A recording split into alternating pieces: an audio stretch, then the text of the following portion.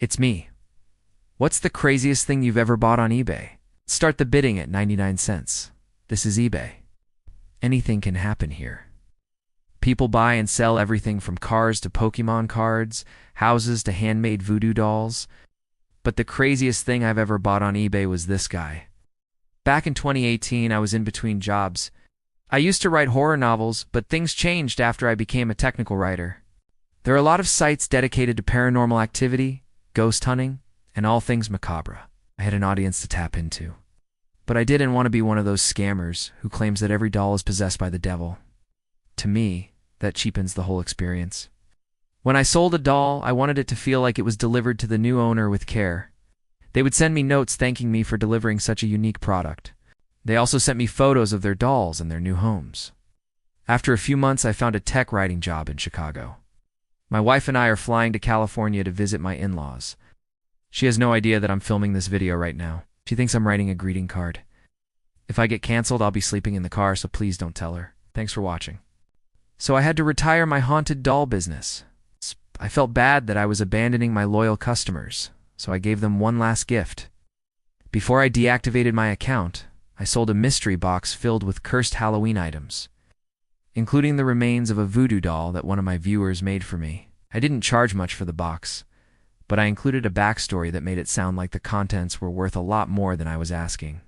And eBay loves it when you bundle items together and list them as a single auction, so the mystery box flew off the shelves.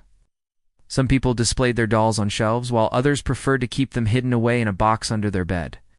I even had one customer make a shrine for their doll, complete with candles and flowers. I wrapped them in tissue paper and packed them securely. I even went so far as to include a letter explaining the doll's backstory. If the doll had been abandoned at an insane asylum, I included a newspaper clipping that detailed a fire at the institution. I took photos of each doll, including close-ups of any imperfections and wide shots of them sitting in the shadows. Here is a photo I took of the Harbinger of Bad Fortune doll before I listed her on eBay. Plus, I don't want to upset any potential buyers by implying that their house is about to become the set of the next Conjuring movie. So I came up with stories about each doll and avoided mentioning the word soul possession. Let's just say I was able to pay for most of my wife's student loan debt. No, she doesn't know that I did that. It was our anniversary yesterday, so I wrote a sweet card and got her some chocolate-covered strawberries, even though she has an irrational fear of strawberries. I didn't think it was funny. But when I gave her the card, she found the receipt, and her eyes narrowed. She asked me where the money came from, and I had to come clean. So now she knows. Please don't kill me. I got a day job that paid the bills, and I could focus my writing on my personal projects outside of work. I explained in the description that she arrived in a home in the middle of nowhere where she proceeded to break the family's washing machine. I said that strange things began to happen around her, including flickering lights, cold spots, and inexplicable whispers. And then there was the matter of the rocking. The rocking. You see, there was something about the doll and the way she moved.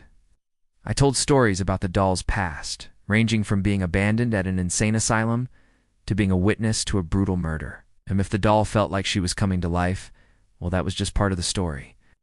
Each doll had a backstory, and I stuck to those stories in every listing. I always included the same caveats.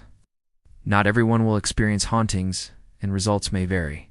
Burn down their barn and somehow cause them to lose the services of their cable provider. I made sure to include this caveat. Please note that hauntings are not guaranteed. The Harbinger of Bad Fortune doll should be able to bring misfortune to your life within 72 hours. But it has been known to take longer. In this case, the doll brought bad fortune to the new owner's life immediately. Within 2 hours of opening the package, the buyer's cat knocked over a lamp, which knocked over a vase, which broke and cut the owner's hand. However, that meant I rarely wrote fiction anymore. So when I saw all of these creepy dolls staring back at me from the corner of my closet, I hatched a plan to scratch that storytelling itch. I decided to sell the dolls on eBay, except instead of selling them as weird, creepy dolls that may or may not have an unholy presence about them, I tried to sell them as haunted dolls. My wife and I were about to move to Chicago because I took a new gig writing online help content for a company that makes industrial ovens. I'm talking about stuff like this porcelain doll that looks like it's missing half its face, howling skulls that look like they're having a midlife crisis, demonic-looking plush bats, and even a life-size skeleton of what looks like a small child. Yeah, I know. You must be wondering what kind of sick pleasure does one get out of collecting these types of items. And to answer that question, let's look at my receipts. And before I accepted the position, I quit my job in Cleveland so I could take some time off to relax, hunt for apartments, and generally just avoid adulting for a bit. I thought it would be nice to have a little extra money when I started my new job, so I didn't want to wait for unemployment to kick in. And I wasn't really in the mood to apply for a temp job slinging burritos either.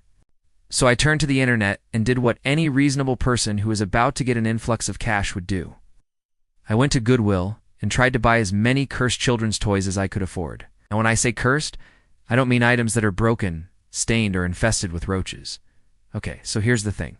I'm not really into the occult, but I am into writing and storytelling. Now, I know what you're thinking. That's cruel. Who would buy something like that? Well, a lot of people, it turns out. It's like this doll, for example. I sold her as the harbinger of bad fortune doll. I told the story of this doll like she was some sort of vengeful spirit that was trapped in a porcelain prison and desperate to break free. There was also the issue of presentation. Before I knew it, I had a loyal following of customers who loved the lore I created for each doll. Now, I'm not going to tell you what kind of money I made off this little side hustle. Of course, all good things must come to an end. And speaking of flying, I better catch my plane.